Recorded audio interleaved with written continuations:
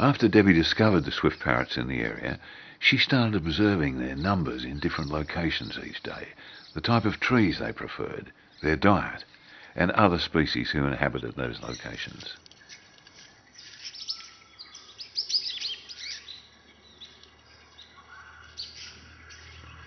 All her observations were carefully recorded.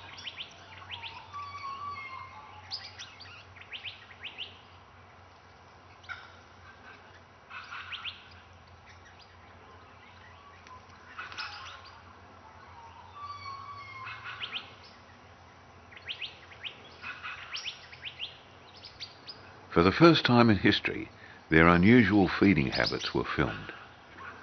Debbie had never used a camera before, but in a short time became very skilled.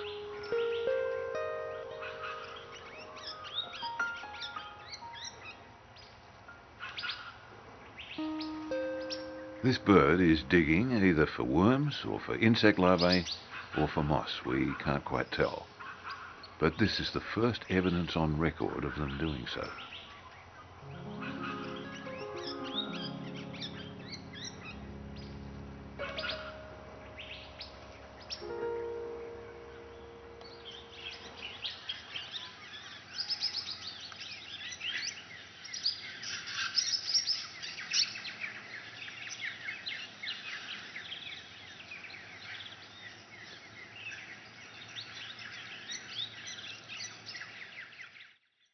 During my observations, I noticed the Muckleford swift parrots were feeding on the ground quite regularly, sometimes for hours at a time. They could be in small groups of 6 to 10 birds, but sometimes in large numbers of over 100 birds.